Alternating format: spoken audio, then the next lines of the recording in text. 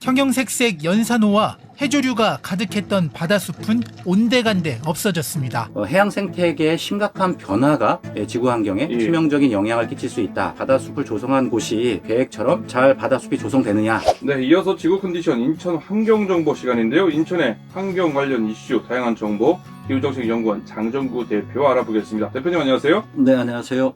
예, 벌써 여름이 코앞에 성큼 다가왔습니다. 덥죠. 예, 주변에 산과 숲, 푸르름, 녹음이 우거지고 있고요. 네. 그런데 바다는 어떨까? 바다 식목일도 있지 않습니까? 예, 이번 주 토요일입니다. 5월 10일이 바다 식목일이고요. 벌써 올해로 13번째 법정 기념일이다 이렇게 보시면 되고요. 4월 5일은 식목일인 것처럼 바다에도 식목일, 그러니까 결국에 나무를 심는 개념으로 바다를 좀 푸르게 가꿀 필요가 있겠다라고 해서 이제 지정된 기념일인데요. 갈수록 바다 생태계가 되게 중요해지고 있거든요. 근데 이제 잘 우리가 들여다보지 못해서 그렇지만 실제로 많이 황폐화되고 있어서 천혜의 수중비경을 품고 있는 천연보호구역 범섬입니다. 해조류가 가득했던 이곳에 이상징후가 나타나고 있습니다. 범섬 바로 앞 바다인데요. 물 밖에서 보일 정도로 곳곳이 하얗게 변해가고 있습니다. 형형색색 연산호와 해조류가 가득했던 바다숲은 온데간데 없어졌습니다. 심각성이 날로 부각이 되고 있는 상황입니다. 그래서 바다 식목일에 대해서 좀 많은 청취자들께서 좀 아시면 좋겠다 싶습니다. 네, 바다 식목일 얘기 해주셨는데요. 해양수산부가요, 바다 식목일 올해 네. 그걸 맞이해서 청취자 여러분 생소할 수도 있을 것 같은데요. 해조류죠? 네. 대황을 이달의 해양 생물로 선정했네요. 예, 말씀하신 것처럼 대황 아마 많이들 모르실 텐데 예. 미역이나 다시마하고 비슷하다 이렇게 생각을 하시면 좀 될 것 같아요. 감택과 이제 해조류 이렇게 보시면 되는데 최대 1m 50m 정도까지 자란다라고 이야기를 합니다. 저도 직접 보진 못했는데 예. 어쨌든 해양수산부 자료를 보면 우리나라 동해 일부 지역에 수심 한 10m 이내에서 안반지대에 이제 군락을 형성을 하고 있다 이렇게 얘기를 합니다. 근데 이제 대왕이 주목을 받는 거는 어쨌든 이 추출 물질이 항염이나 항균의 소재로 활용이 되고 있고 또 하나는 식품의 원료가 지금 되고 있다고 합니다. 그래서 국외에 반출을 하는 경우에는 승인을 받아야 되는 이 종으로 해서 지정 관리하고 있는 아주 특별한 종이다 이렇게 보시면 될 것 같은데요. 말씀하셨던 것처럼 이제 김이나 미역, 다시마와 같은 해조류 또 결국에 이제 식물과 조금 생물학적으로는 다르긴 하지만 역시나 엽록체를 가지고 있습니다. 광합성을 한다는 얘기거든요. 예. 광합성을 한다는 얘기는 이산화탄소를 고정한다는 얘기이기 때문에 요즘 탄소 중립, 그래서 이산화탄소 흡수원이 되게 주목을 받는데 바로 블루카본이라고 하죠. 그런 의미에서 지금 다시마나 이런 이제 감태, 그 다음에 이제 이 대왕 같은 것들은 생장 속도가 상당히 빠릅니다. 바닷속에 있으면서. 물론 이제 물 위에 떠다니기도 하지만 이게 심해 가라앉는 특성들이 좀 있습니다. 결국엔 이렇게 가라앉게 되면 이산화탄소를 길게 고정시키는 효과가 있기 때문에 이산화탄소를 장기간 심해에 가두는 수단으로 주목을 받고 있다 이렇게 말씀을 드릴 수 있겠습니다. 예. 지금 우리가 대왕 얘기 좀 하고 있었는데 지금 말씀 중에 탄소 중립 얘기를 하셨잖아요. 네네네. 굉장히 중요한 얘기인데 또 중간에 블루카본 얘기도 하셨는데 한 번에 우리가 이 시간에 다룬 적이 있긴 합니다만은 블루카본이 뭔지 좀 다시 한번 설명 좀 자세히 해주시겠습니까?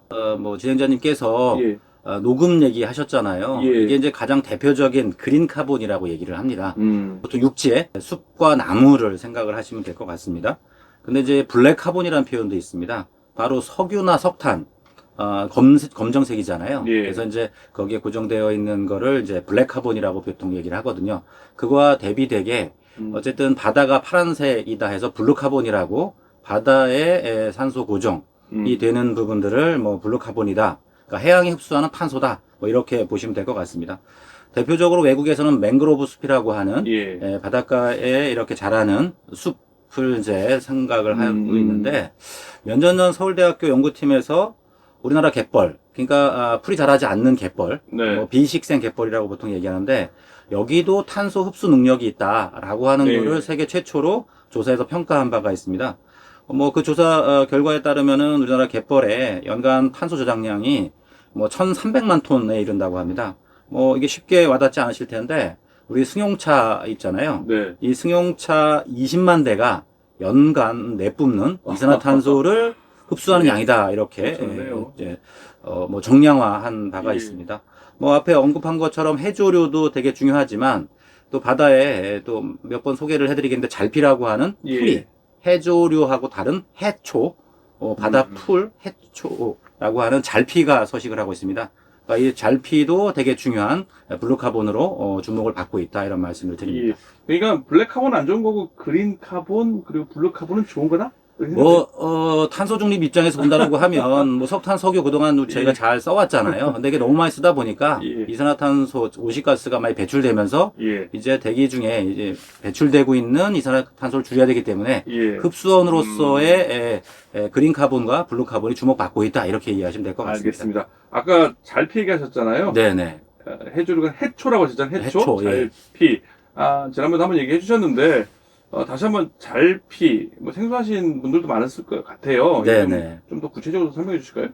풀이라고 바다 속에 자라는, 특히 이제 조간대에 물이 많이 빠지면 드러나는 종들이 이제 꽤 많은데, 풀이기 때문에 잎과 줄기, 뿌리가 있고요. 꽃이 피는 식물이다 이렇게 보시면 됩니다. 말씀하셨던 것처럼 미역과 다시마하고 다른 점이 바로 그런 지점인데, 바닷속에 자라는 풀로서 거머리말 종류가 있고요. 새우말 종류가 있는데, 인천 앞바다에서 이제 관찰되는 종들이 대표적으로 거머리말이나 새우말입니다. 거머리말 같은 경우는 모래나 갯벌에 주로 이제 서 관찰이 되고요. 그 다음에 새우말 같은 경우는 바위, 안반지대에 이제 부착해서 살고 있다 이렇게 보면 됩니다. 이게 이제 바다 속에 자라기 때문에 물이 많이 빠졌을 때만 관찰되거나 아니면 스킨스쿠버해서 이제 물속에 들어가야만 관찰될 수 있는데, 인천 같은 경우에는 그 대이작도에 풀등이라고 몇 번 소개를 해드렸는데, 예. 이 풀등 주변으로 많이 보이고 있고요. 그 다음에 소야도라든가 승봉도에서도 거머리말이 관찰되고 있고, 그 다음에 소청도나 대청도와 같이 이제 안반지대가 주로 이제 많이 있는 곳에는 새우말이 관찰됩니다. 결국에는 이 새우말이라든가 이제 거머리말, 또 그 외에도 개바다말, 삼나무말 이런 잘피류가 있거든요. 이 종들은 되게 중요하게 해양 보호 생물로 지정을 해서 관리를 하고 있다 이렇게 봐야 되고요. 그 외에도 우리 갯벌에 보면은 붉은색의 칠면초라든가 퉁퉁마리 같은 염생식물들이 자라거든요. 네. 이런 염생식물들도 되게 중요한 블루카본으로 인식을 해도 좋겠다 싶습니다. 예, 바다숲, 이제 탄소 흡수원도 중요하고요. 또 기후 위기 시대 때 아까 말한 온실가스도 감축시키기도 합니다. 또 수산 자원의 보호라도 할 수 있고 네. 해양 수질 정화기도 있지 않습니까? 근데 여러 가지 중요한데, 그런데 지금 바닷속 상황이 지금 심각하지 않다면서요? 어떻습니까? 저도 그 바닷속을 몇 번 기회가 있어 들어가 봤는데요. 실제로 스킨스쿠버 하는 분들 말씀을 들어보면, 예. 최근 몇 년 사이에 바닷속이 황폐화됐다라는 표현을 많이 이야기를 하십니다. 그러니까 보통 보면은 영상에서 많이 보신 분들은 바닷속에 들어가면 잘피라든가 산호라든가 그다음에 이런 풀들이 많이 이제 부착이 되어 있을 걸로 상상을 하시는데, 그런 생각을 하시는데 실제로는 그렇지 않다라는 겁니다. 또 많은 분들이 들어보셨을 텐데 갯녹음이라고 하는 표현이 있습니다.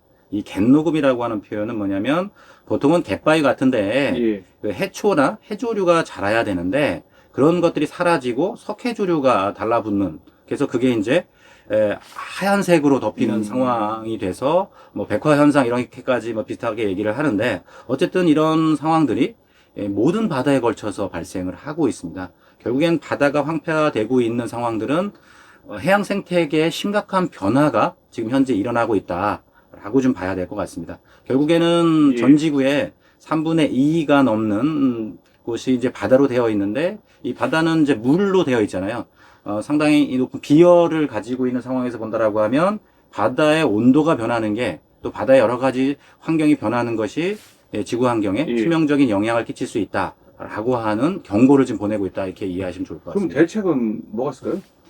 그러니까 중요한 거는, 저희가 그동안 어떤 해양학자들은 그런 얘기 하십니다. 그러니까 우리가 바다 속을 달만큼도 잘 모른다라는 표현을 하고 있거든요.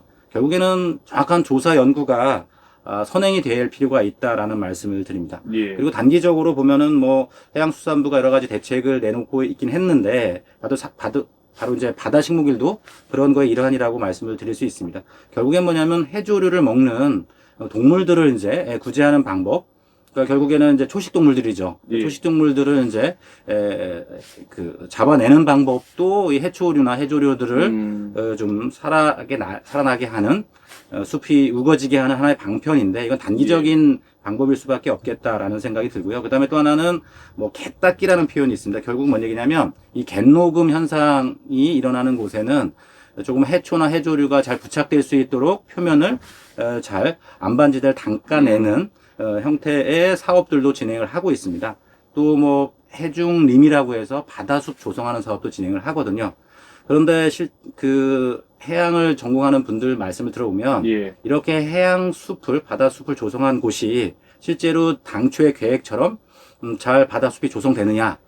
그러면 대부분은 문제가 생각보다 심각하다라는 지적들을 좀 하시거든요. 예. 결국에 뭐냐면 사후 모니터링도 필요한 상황인데 이 바다 환경을 바다숲을 조성하는 것도 중요하지만 지금 현재의 바다를 잘 지키는 부분도 되게 예. 중요하다라는 말씀을 꼭 드리고 싶습니다. 알겠습니다. 오늘 소식 여기까지 듣겠습니다. 대표님 고맙습니다. 네, 감사합니다. 지금까지 지구컨디션 인천환경정보 기후정책연구원 장정구 대표였습니다.